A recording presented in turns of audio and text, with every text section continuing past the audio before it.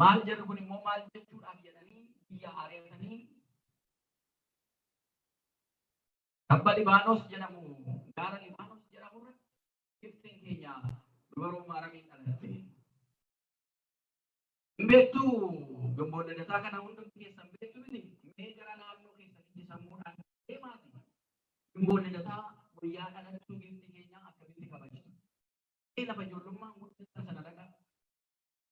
Mee ilaala ani naannoon ani itti dhaladhetti gomboon ladataa ala dhufu. Dargaggoonni gandararra deemanii naannoo isaanii deemanii gomboon ladataadhaaf jedhaniitiyyuu gaaffii gaafatu. Manarra hin darban dadaraa maaramii jedhanii gaafatu. Jarri musliimaa, jarri pirootestaantii, jarri ortodoksii hundumtuu waan qaban maaramiidhaaf jedhanii. Ganaa jii akka galeen ji'a hafe jedhameetiyyuu walitti qabama. Abbootiin maanguddootiin walitti dhufanii jarri dhiiraas maal akkamii maal qallaree har'a akkamii gaafa dhalootaa gaafa caamsaa tokko jedhanii waan qabanu qarshii walitti buusu. Haadholiin akkamii wanti jiru jedhaniitu mulluu kanaaf fe'amu. Itaasaa hojjetamu. Farsoo isa dhugamu. Ji'a tokko tafe jedhaniitu itti yaadda'anii bakka qabaa naannoo keenyatti bakka dhalate gomboota ladataa lafa boqonnaa qabu biqiltuu boqonnaa qabu jalatti walitti dhufanii biqiltuu sana jala muka guddaa naannoo sana jiru adabaarii iyyuu jedhu muka guddaa jechuudha. Adabaarii guddaa muka guddaa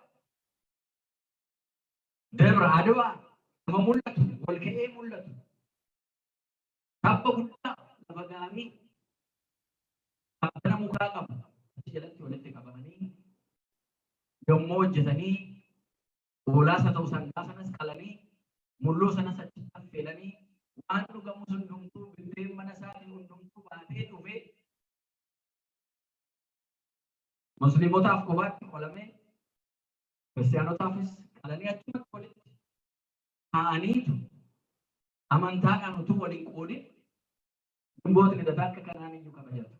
Guyyaa dhaloota maaramiitii haadha Yesuusii jedhu jarri musliimaas jarri kiristaanas kanuma jedhu. Haala kanaan kabajamaa ture. Umurii kootti nan yaadadha. Bishaarii keessa naannoo Mattuu Lidataa dhaqanii yoo gaafatan ammallee oddoo adabaarii jedhama. Kanuma raawwatu. Yeroo booda garuu barumsi adda addaa dhufe. Waan wal makee waan xinnoo qabaa ture mulluu sana facaasuun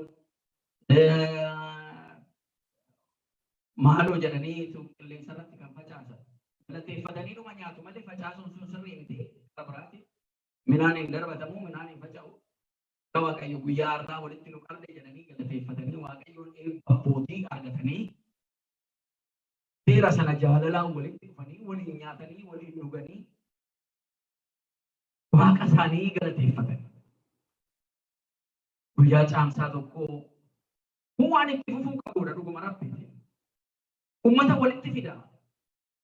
Waan walitti common understanding yookaan immoo bakka lamman hundumtuu waliin galu gatii ta'eedhaaf. Ilaala jarri musliimaas dhalachuu maaramii haadha Yesuusii. Yesuusiin iseerraa dhalachuu ishee hin kabaju. Amantaan ortodoksiis, pirootestaantiis, kaatolikiis hundumtuu hin kabaja. Kun aadaa itti fufuu qabu. Guyyaan kun uummata walitti fida jechuudha. Amantaadhaan illee gargar hin baasu jechuudha. Akka kanaan kabajachaatu kan dhufne. Hundumti keessan nama namoonni baay'een kana of keessatti hin yaadattu. Naannoo keessanitti waan ta'u gaafa gomboon lidataa yookaan caamsaa bultii tokko uummata walitti fidee jaalalaan wajjin nyaatee wajjin dhugee waaqa isaa galateeffatu. Isa faffacaasanii isa waan jedhanii maal jedhamu sana inni keessaa hafee walii wajjin nyaachuun eebbisanii wal eebbisanii maanguddoon eebbisee abbootiin eebbisanii haadholiin eebbisanii ijoolleen illee bishaan baatanii dhaqanii qoraa coranii fidanii maal jedhanii biyyaa sana gammachuu guddaadhaan jechuudha. Gatii jaraanii kaffaltii fi jedha fi jara waaqayyoon kaffalaafee maarameef jedhanii haadha Yesuusiif jedhanii hojjetan. Isaanii argannee rakkuma rakku. Eebbi maatii keenyaa, eebbi maanguddoo ganda keenya keessa jira. Waan guddaa jireenya keenya keessatti taasiseera. Eeruuf qarreen ammaallee maanguddoo keessan akkana dhageessanii. Uummata waan gammachiisu, waan walitti fidu, amantaadhaan waan walitti buusu, waan adda adda babbaasu, waan qoqqoodu dhiistanii waan uummata keenya tokko taasisuu danda'u, wajjin nyaatee wajjin dhuguu haala ni danda'u. Kana irratti xiyyeeffatamee hojjetamuu qaba. Jaalala keessa maaltu jira? Waaqayyoo jira. Guyyaan dhaloota giiftii keenya maaramii naannoo keenyatti hundumti keenya akka beeknu guyyaa jaalalaa guyyaa tokkotti hin taanu hundumtuu wajjin nyaatee wajjin dhugu. Kun itti fufuu qaba. Kuneessaa dhufe dhaloonni isee namoonni naannoo sana jiran kun gaafa dhalattu immoo maal nutti fiduu fedhanii mana ari'atanii gatii turaniif iseen baatee baatiin jaraa ba'anii Iyyaaqiimii faannaan Libaanos lafa jedhamu irratti giiftiin keenya maaramii dhalannaan maaloo nama karaa deemaa jiru nama harka qullaa jiru kunoo iddoo kanatti deessee jirti dhannee akka fuuncaa dhannaa araasii biraa akkuma amma araasiin lafa namni dubartiin yoo mucaa godhatte yoo deesse akka duwwaatti hin deemanu miti dhaqanii gaafatu baga maaramiin si maartee hiiktee jedhanii dhaqanii gaafatu. Adaaba gaariidha. Maaliif cinqii dubartootaa seenillee Yesuus Kiristoos hin deessee jirti waa'ee haadhummaa kana beekti karaa kamiin haadha akka ta'amutan Elisabeetuma miti rakkoo baay'ee qaba. Mucaa garaatti hafe sanaaf amalli ofii jijjiiramee fuulli ofii jijjiiramee seen bareedduun qal'oo sonsa fakkaatti jedhamtu sun mucaan garaatti alaafu deebisee yookaan haala qaama isaa sanatti jijjiiramee maal jedhamee miixuu cimaadhaan minaan isee utuu laguu nyaata isee utuu dhaguu amala isee utuu jijjiiruu maal jedhu sana godhatti gammachuun see ala mucaa sana deesse jeseetiin argite waan hundumaa dhiphina sana dhiphii sana hundumaa irraanfattee mucaa see kaaftee dhungattee irratti abdii godhatte. Kanaaf taanaan haa ta'uu kana caalaa iyyuu jetti haadhummaan tasuma kan dhufu guyyaa haadhotaa addunyaa irratti kabajamu kanaan haadholiin keenya baga isinii ta'e kana keessa darbitanii dhumanii haadha kan jedhamu. Ijoolleen immoo haadha keessan kabajuun isin barbaachisaa jechuudha. Gaafa giiftiin keenya maaramii dhalattu sana hundumtuu ganda isaatii waan qabu qabee akka aadaa isaatti asitti nama dhalatee jira kunootii homaan qabanuu jedhanii fudhanii dhaqanii haala sanaan giifti keenya maaramii fedhii waaqayyootiin dhalatte Iyyaaqiimii faannaadha. Egaa amma san barsiisaa kana akkuma amma isiniin jedhe waa'ee giifti keenya maaramii amantaan hundumtuu haala akka kanaatiin eega kaa'ee booda keessumatti sila kan isinitti abbootii keenyarraa ittitiidhaan samii lammaffoo aduun inni dhugaa kan sirraa dhalate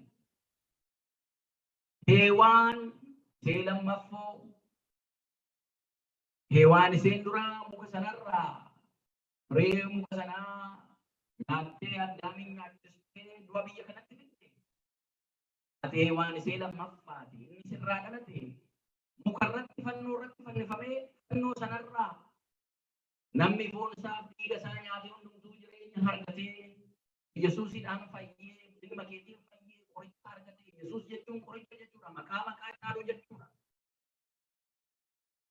Yesuus jechuun nugusa jechuudha. Mootii samiif mootii lafaa jechuudha.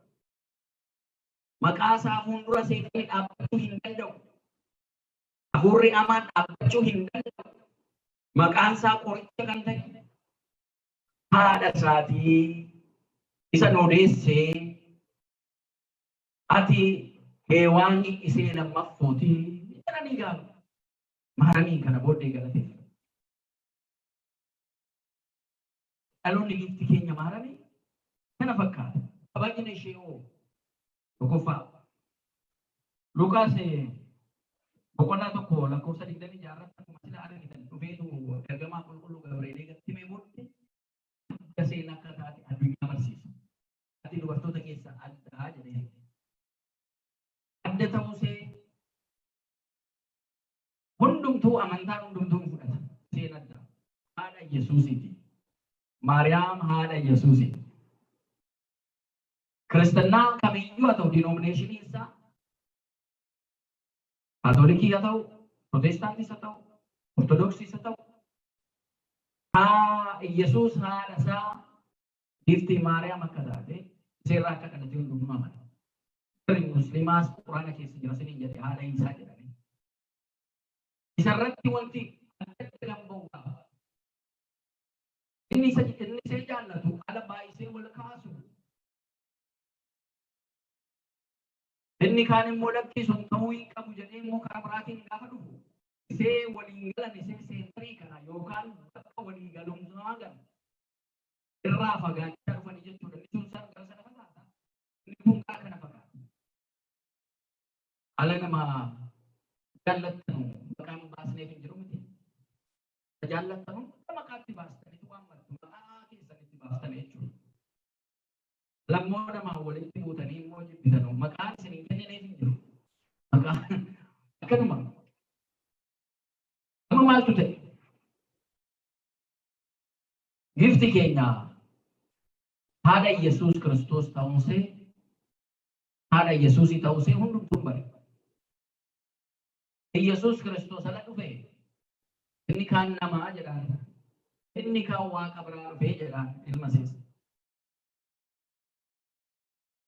Inni kaan raajiidhaan jedhaan inni kaan akka Museetii jedhaan akkuma inni gaafachaa ture sana jechuudha. Eega ilma seerraa dhalate akkana jedhanii bifti keenya maarameen namoonni waan adda addaa jechuu yoo malu haa ta'u malee Yesuus Kiristoos immoo maal jedha?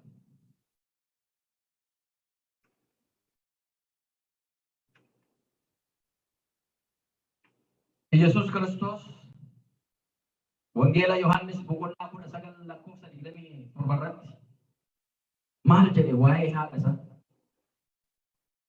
Maal jedhee itti hime Yohaannisitti? Amaanaa akkamitti itti kenne? Kunooti haati kee jedhe. Hunda keenyaan maal nun jedhe? Kunooti haati keessan.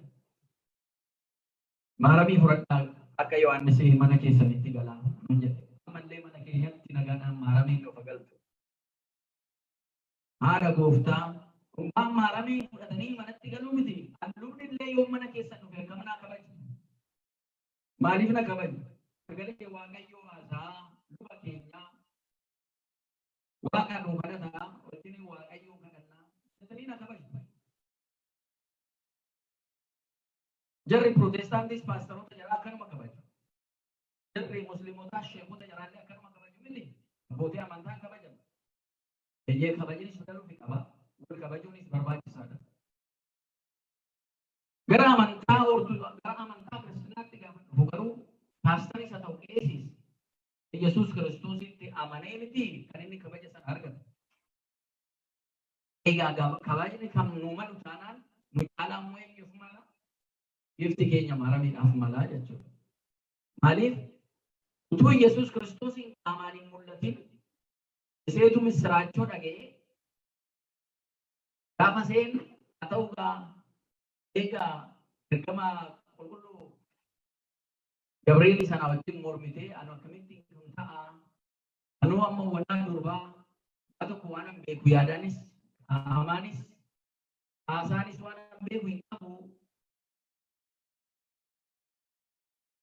Dubartiin dhiira malee lafti sanyii yoo itti facaasan malee akkamitti biqilchuu dandeessi?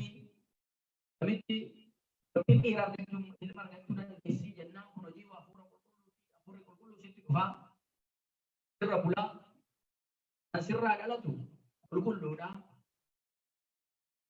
Mootummaa isaa kan bara baraan jiraatu kan immoo amne mo'aa bara baraati.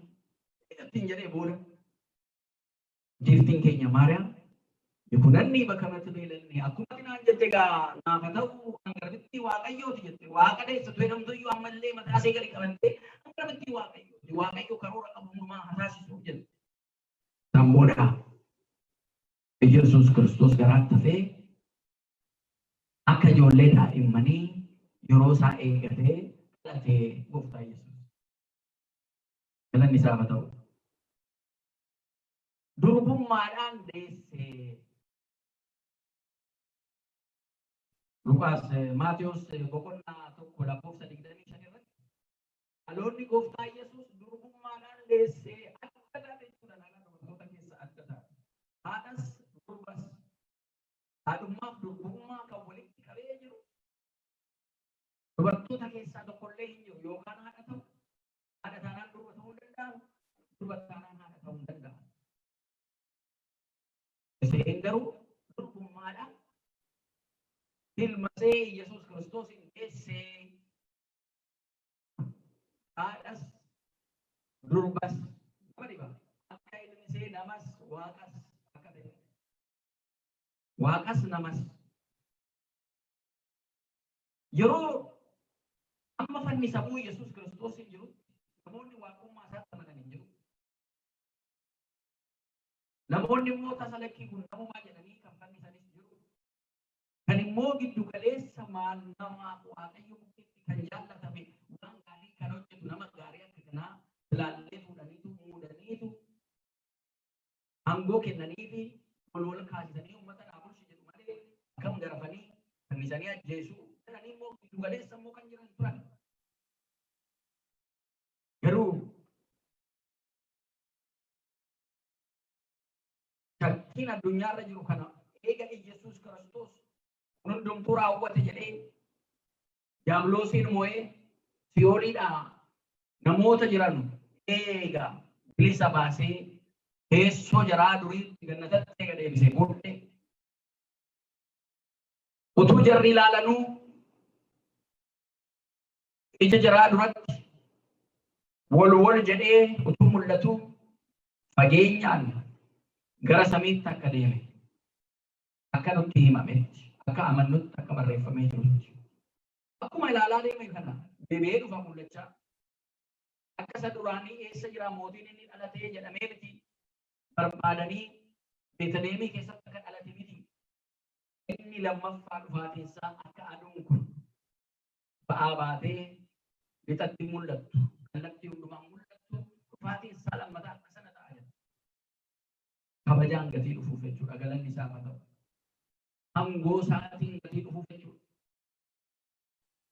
Dhiifamaaf murteessuudhaaf gara jaallatan seera isaatiin eegaluuf dhiifamaaf gatii dhufuuf jechuudha. Kana irratti egaa Western Christianity jarri jennu jarri gara lixaa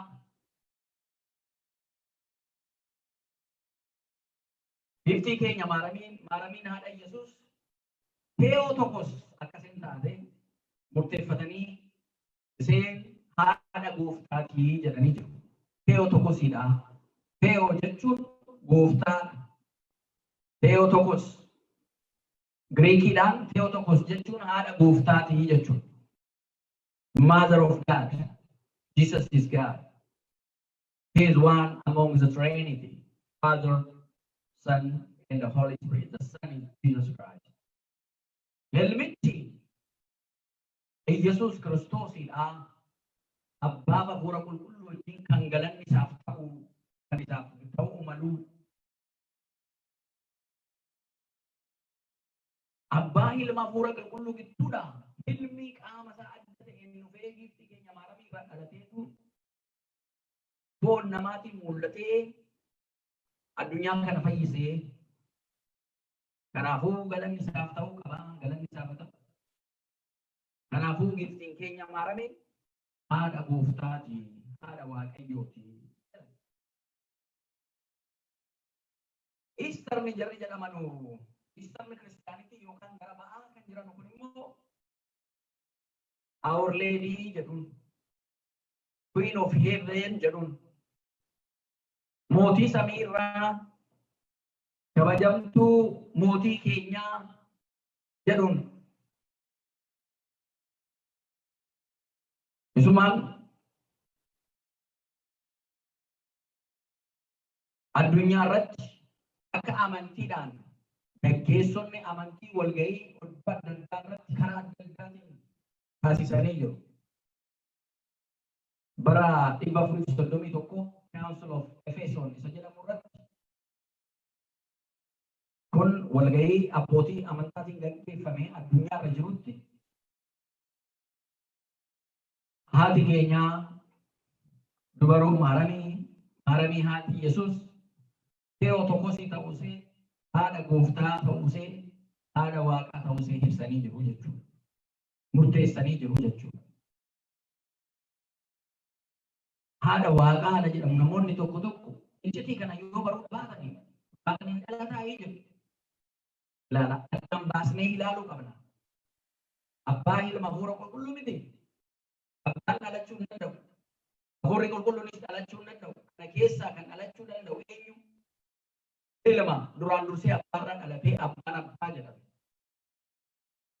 Ilmi ilma jedhame jechuudha. Abbaan ilma hafuura qulqulluu. Abbaan yegguu dhalatu. Ilmi yegguu abbaan yegguu dhalatu. Wayil abbaan yegguu ilma godhate jennu. Ilmi yegguu irraa dhalate jennu immoo akka sabbaawuloojii isa kana abbaa fi ilmi dhalatu lafarraa kan jiru kana miti. Iccitii isaa guddaan inni kunis akkuma durbummaadhaan dhalate sana iccitii isaa guddaa akka ta'e kan isa caalanni sun immoo jechuudha. Abbaa fi ilma gidduullee libsuu ijaatiif illee yeroon hin turre jedhama. Abbaa ilma hafuurri qulqulluu kan jiran kan turanii kan jiran kan jiraatanidha. Akka Abrahaam akka Isaaq akka Yaaqoob abbaa Yaaqoos akka jedhu abbaan dura argame yookaan dura jiraate isa booddee ilmi kan ba'ee miti. Libsuu ijaatiif illee kan addaan hin baane abbaa ilma hafuura qulqulluu sadan waaqa tokko jennee galateeffannaa. Iccitiin kun iccitii guddaadha. Isa keessaayyuu ilmi akkuma duraan abbaarraa dhalate dhaloonni isaa sun iccitii ta'e sammuu keenya wal ta'e akkasuma immoo yeroon isaa yagguu kan guyyaa 5 walakkaa booda giiftii keenya maaramii irraa dhufee dhalatee nama ta'e. Kanaan immoo giiftiin keenya haadha waaqayyoo jenneeni haadha gooftaa nu kadhadhu jenneeni samii lammaffoo samii see dhugaa aduun dhugaa inni Yohaannis boqonnaa 3:16 jedhame inni dhugaa aduun dhugaa dukkana addunyaa kana balleessu kan irraa dhalate. Kan raajonni waa'ee isaa dursanii dubbatanii kan duuka bu'oonni isaa duukaa deemanii ija isaaniitiin arganii isaa wajjin nyaatanii dhuganii sirriitti jaraagalee booddee kaasanii lallabanii. Kan dhuga baa'oonni immoo isa booddee amma lubbuu jaraa dabarsanii kennanutti dhugaa kana ba'anii nu illee kan itti amannu kan barsiifannu kan amannuudha.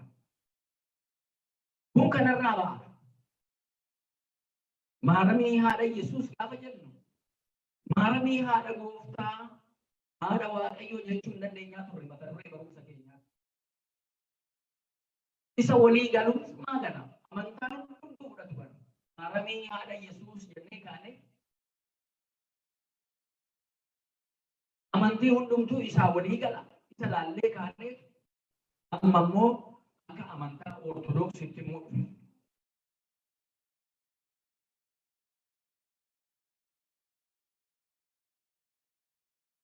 Mootii keenya ilmisee mootii addunyaa King of Kings gati ta'ee she is a queen. Isheen immoo haadha mootiiti seeraan jenna. Yohaannis 19:27 irratti egaa kunooti haati keessan kan nuun jedhamte haadha mootii moototaa haadha gooftaa gooftotaa. Badhaatuu kadhannaa seetti ilmi see dafee qaqqabee waadaa seedhaa galee waan kadhanne kan nuu kenne. Iseetti boo'ee haadha koo maaloo jedheetti boo'ee ilma seerraa kan hin arganne tokkollee hin jiru. Amantoonni tokko tokko giddu galeessa araarana kan biraa hin barbaannu maaliif nu Yesuusitti hunduree dhumatti hin himannu inni nu dhagaa kan jedhamu jiru. Ammoo gara Ortodoksiitti gaafa dhufuun isinitti makana. Kun utuu dandeettii qabaanne Waaqayyo fuulduratti haasofsiisuu iyyuu hin dandeenyaa. Utuu qulqullina qabaanne waan hundumaa dhagaa. Kun general principle akka jedhamu. Innis dhagaa hunda keenya dhagaa. Yaadattuu saba Israa'el akka Misiriidhaa ba'an gaafa taasisu. Saba baay'inaan jiru sana. Saba lakkoofsaan gara umuriin jaraa 24 kan ta'ee fi dhiironni wal lakkaa'amanii 600 ol kan ta'an isaan tokko tokko Waaqayyoon haasofsiisaa hin turre. Gara keessaa Museetidha. Gara Museetiin walitti dhufanii walitti haasa'uu turan. Hin filata Waaqayyo. Karaa qeesotaatiin Waaqayyo nutti hima. Karaa paastarootaatiin Waaqayyo hin hima. Gara barsiisotaatiin hin hima miti. Abbootiin amantaa namoonni amantaa hordofan kan fudhatu. Nuyi eega amanne booddee eega sabarre booddee amanne eega Waaqayyo nu dhagaa jennee amanne haadha isaa immoo giiftii keenya maaramii akkamitti dhaga'u seenoo Beeteleemii gaafa inni dhalate kaasee gaafa misraachoon dhufee Gabreeliin itti mee kaasee amantaadhaan waan Waaqayyo hojjetu. Kunanni bakka Beeteleemii akkuma jettee keetiin haa ta'u jettee kan fudhatte. Eegasii kaasee amma qaraaniyoo amma inni fannisamutti utuu ilma seerraa addaan hin bahin kan turte yoo seedha akkam ishee caalaan mareessifatu. Akkam ishee caalaa hin jaallatu. Ajajamtee yoo isaa wajjin turte harma ishee yoo obaastee garaa isheetti baattee harma ishee obaastee dugda isheetti baattee guddistee alanni garafamus wayyoo mucaakoo yaa mucaakoo jettee buustee rakkoo isaa hundumaa fooniin dabarse sana ija isheetiin utuu argituu dhimma seerraa addaan hin baqatu hin bahin kan turte yoo seedha. Kabaja akkamiiti seedhaa galaa. Kanaaf abbootiin amantaadhaan argan uumama lafarratti uumame keessa kan akka maaramii waaqaa gaditti uumama hundumaatiin walitti kan akkasii kabajamee hin jiru. Nama amannas haadha gooftaa, haadha addaa, haadhas durbas durbummaadhaanis haadhummaadhaanis kan beekamu. Adda kan taate samii gadi uumamaa gaditti teessoo waaqaa gaditti uumaa gaditti ifamaa uumaa gaditti uumamaa walitti teessoo waaqaa gaditti akka giiftii keenyaa maaramii kan kabaja qabu.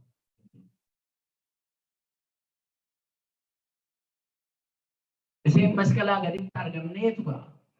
Kunooti haati keessan kan nuun jedhamte. Amantaa Ortodoksii keessatti akkanaan giiftii keenya maaramii jalatti seeraa gashe. Mutaa keetiin nu araarsii jenna. Namoonni tokko tokko araarri giiftii keenya maaramii akkamitti ta'a amma namoonni eega du'anii booddee akkamitti araarsuu kan jedhamu baay'ee jiru. Kana yeroo biraatti deebite. Namoonni waaqaan gara mootummaa isaatti hin malee hin du'an hin jennu. Addunyaa kanarraa addunyaa sanatti darbanii jiru. Maaliif Waaqayyo waaqa du'aa jara du'anii miti.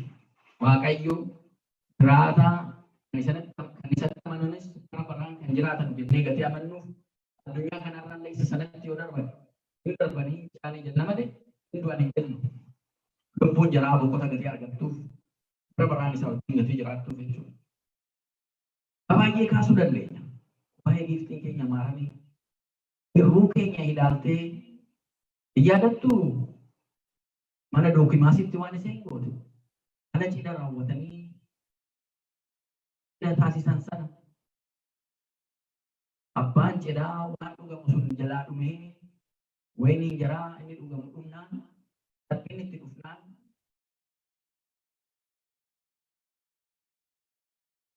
Gaafa inni ciphaa, gaafa inni rakkatu, iyyumaan ilaaltee gaafa keessumsee kan jarri keessumsiisan dhiphatanii maal goona akkam goona jedhanii rakkoo jalatti qaqqabetu jarri waa tokko hin jedhin dhaqxee ilma seetiin yaa ilma koo wayiniin jaraa inni dhugamu jalaa dhumee jira gaafa jettuun haadha koo ati na gaafattee ati natti himtee waan ani hin raawwanne waan hin qabaa garuu yeroon koo ganaa hin geenye jedhee xuruursanii gaanota jiran sana keessa wayinii jiru gatiin fixeef yeroo isaa eeggatee amma jarri xuruursanii keessaa fixanutti eegee isa booddee isheen immoo dhattee laamee waan Yesuus isiniin jedhu dhagaa haatii fi mucaansee walii galanii Yesuusiin walii galanii namoonni ammallee isuma dubbisaniillee walii galuu dadhaban. Yeroon koo ganaa hin geenye ittiin jedhan isheen kana gaafa jedhu yeroon isaa akka ga'e gatii beektuuf haatiif ilmi ishee walii galanii saboonni isheen dhattee laamee dhageessu mani inni isiniin jedhu dafaatii raawwadhaa jettee itti himte. Eeguu kanannis dhadhaa gaanota jiran sana bishaan itti guutaa jedhee bishaan guuchisiisee gaafa fidanii itti guutaa bishaan ta'uu isaa beeku. Akka inni guututti akkuma afaan isaa gubbaatti itti guutaa jedhee hin guutan.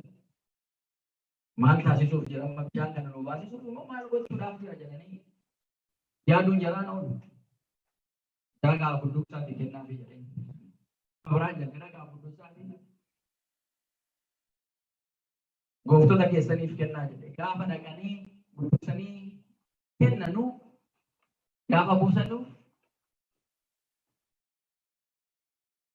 Zaakara qaamu dhugeetu dinqisiifatee jedha. Gooftaan jira. Maal eega namni machaa'ee duraan dursitanii isa gaarii kennitanii isa qonni isa kaa lammaffoo akka irraanii jiru sanaadha.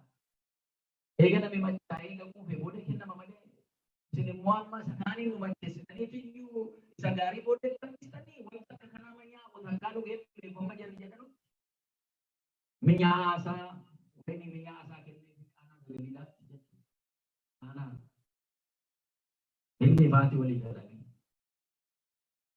Egaa waa'ee giftii keenya maaramee sila isinii ibsinee jirra. Waan kaasamee waan haasa'amee xumuramuu miti. Enkwaan waa'ee haadha gooftaa giftii keenya maaramee miti. Waa'ee haadha gootii utuu isinitti beeka yeroon hin ga'u. Isinuu waa yaada keessanii utuu an ta'e. Maaliif addunyaa kanarratti jaalala baay'ee jiraata. Jaalala akka haadhaa kan ta'u garuu hin jiru jedhama. Hin beekamu. Eenyuyyuu jaalala haadhaa adda kan ta'edha haati. Yeroo hundumaa baay'imatti fakkaanna haadha keenyatti. Yoo hundanne amma keenya ijoollee horanne illee haati keenya akkuma ijoolleedhuma akkuma ijoollummaa sanatti nu raanne. Jaalalli haati nurraa qabdu. Hundumti keenya waa'ee haadha keessanii haasaa utuu jedhame haadholii keessumattuu akkamitti maal dandeessanii haadha akka taatan hin beektu. Baay'ee baatanii jirtu. Inni guddaadha haadha ta'uu. Dandeettii guddaa, kenna guddaa kanaaf galateeffachuu qabdu yaa Waaqayyo galata kee jettanii haadha taatan jechuudha. Ba'aa guddaa baattanii jirtu. Bu'uura uummataati, bu'uura sabaati. Kanaaf kana haadholii dhuunfaa keenyaallee haasofnee hin fixnu. Kanarra darbinee kan gifti keenyaa haadha Yesuus haasa'anii fixuun hin danda'amu akkuma sila jedhu. Kabajni isheedhaaf hin galaa, galanni isheedhaaf hin galaa. Haadha Waaqayyoo haadha Yesuus Kiristoos jennee galateeffannaa. Namoonni tokko tokko maaramii waaqeffatu nu jedhu. Nu maaramii waaqeffannu hin kabajanna. Ortodoksiin maaramii ni waaqeffatu. Waaqni tokkicha kan ture, kan jiru, kan jiraatu. Waaqeffannaa keessatti tasa waliin makuu hin barbaachisu. Waaqayyo abbaa ilma hafuura qulqulluu sadan waaqa tokko jennee galateeffatu. Isarratti immoo kana eega jennee booda qulqulloota seera kabajinuun immoo bifti keenya maaramee qulqulloota keessaa adda taasisnee kabaja seeraaf galu. Akka abbootiin keenya amantaadhaan kanaan dura turanitti hundumti keenya see kabajannaa jechuudha. Qulqulloota akkasuma kabajannaa. Ergamoota waaqayyootiifis illee kabaja kennina. Aangoo jaraatiin jechuudha. Kana malee amantaa ortodoksii bifti keenya maaramii hin kabajataa malee hin waaqeffatu. Kan waaqeffatu waaqayyoodha. Kanaaf namoonni dogongoran illee kan sirreeffachuu qabu jechuudha. Kabaji seeraa garuu haadha gooftaa keenyaa Yesuus Kiristoos. Yesuus Kiristoos gooftaa amma jennetti haadha gooftaatiin. Bataskaanni keenya immoo gooftaa gooftotaa mootii moototaati ilmisee Yesuus Kiristoos jennee amanna. Seen immoo haadha gooftaa gooftotaa haadha mootii moototaati.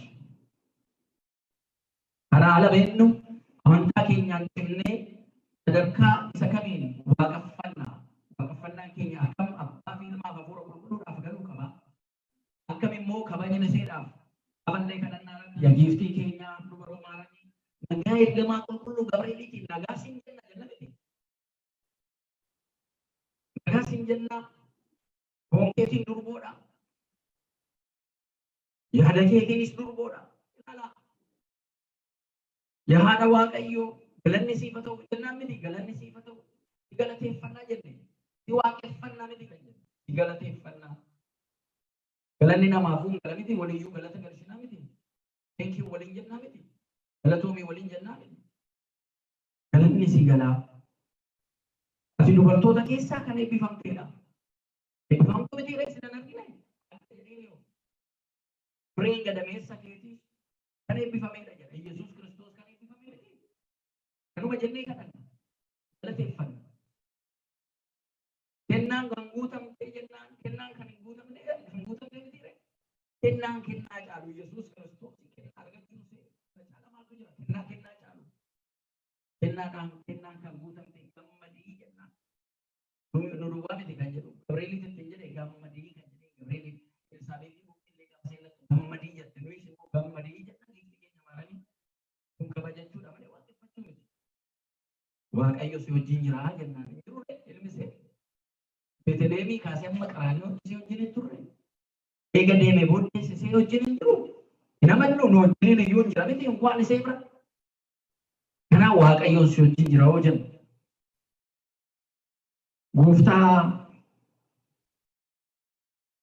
Gooftaa keenyaaf fayyisaa keenya Yesuus Kiristoos irraa dhiifama nuuf kadhadhu. Nu cubbuun nutti baay'atee jira. Mana addunyaa kanarra jirra. Ba'uun hin jiraataa. Galuun hin jiraataa. Kufuun ba'uun akkuma jiru. Kufuu ba'uun akkuma jiru kan ati immoo ilma kee irraa araaramuu kadhadhu jenna. Nu araarsii. Amala ilma keetii beektaa haadha koo. Kanaafis haadha masqalaa gaditti argamee jira. Ilma keetti amanee jira. Yesuus Kiristoositti amanee jira. Kanaafuu araarri ilma keetii kanaafuu waadaa keetii naa kadhadhu kadhannaan isee miti qulqulloota jira kan bira iyyuu jiru waadaa isa duraan isee isiin eegansii galeef waadaa keessanaaf dhiifama naaf kennu jechuudha. Amma gaafa maamaramee nu kadhadhu jennu dhedheeruma waaqa bukkee dhaabbattee deddeebite yaa maarama yaa Yesuus Kiristoos naa dhiisii jettee waan kadhattu miti deddeebisaa oolu miti. Iseen kabajaan teessee jirti. Ala maqaa ishee waamnee iseedhaan kadhannu waadaa ishee sanatti hojjetaa jechuudha malee iseen yeroo hundumaa waaqa Yesuus fuulduree dhaqxeetu baluu nama na kadhachaa jira naamaari baluu na kadhachaa jira naamaari jettu. Waadaa duraan iseedhaa galee sanaan yeroo hundumaa waaqayyo dhiifama isaanaaf taasisa jechuudha. Yaadachiisuu jechuudha waaqayyo waadaa duraan nu galte sanaan nu yaadadhu dhiifama nuu taasisi. Waadaa qulqullootaatiin, waadaa gifti keenyaatiin, waadaa ergamootaa galtee yaadadhuutii waadaa sana yaa waaqayyo ati nu fayyisii jechaa jirra. Malee gifti keenya maaramee waaqeffachaa jiru. Kan addaan baasnee ilaaluu qabnaa jechuudha. Kan dhiifama godhu ilma seeti. Kan araara godhu ilma seeti. Waadaa iseedhaa gale sana hunda keenyaaf dhiifama nuu laataa jechuudha. Maqaa see kaasu. Kanaaf addaan baafannee kana ilaallee waan nuun galle yoo jiraate abbootii amantaa gaafannee addaan baafannee abbaa ilma fura qulqulluu waaqeffannaa maqaa maqootii caalu qoricha caalu nugusa caalu yookaan mootii caalu ilma see Yesuus Kiristoositti amannee anaaf du'ee jennee inni fayyisaa addunyaa jennee isatti amannee mootummaa isaa dhaallee bara baraan jiraachuuf akka dandeenyu fedhii isaa nuuf ta'u. Egaa guyyaan har'aa Maariyaam haadha Yesuus jennee Luqaas wangeela Luqaas boqonnaa tokko lakkoofsa 30 irratti mata duree godhannee waan baay'ee of keessaa seenaa baay'ee kan qabu kabajamaa kan ta'e teessoo Waaqayyoo kan taate kan taate waa'ee haadha keenyaa Maariyaamii amma Waaqayyo nu ibse baranneetu jirra. Isa baranne kanaan immoo eebbasee argannee dhiifama ilmashee argannee amantaadhaan cimnee akka jiran fedhii Waaqayyo nuuf ta'u. Kan nu jalqabsiise yeroo hundumaa amma wanaan nu ga'e sagantaa keenya barumsa keenya baranne kanaan firee 30 60 firee gaarii uumnee mootummaa isaa dhaallee akka jiraannu fedhii Waaqayyo nuuf ta'u. Ala dadhabina keenyaa jabeenya kan nu ta'u, ala dogongorina keenyaa kan nu sirreessu, kan nu gorfatu, haroomina kan nu kennu, bakka nu jalaa irrateetti kan nu guutu yeroo kennu. Fedhii keenya hundumaa kan beeku utuu afaaniin baasnee laasa'ee fedhii keenya kan nu raawwatu Waaqayyoof galanni haa ga'u.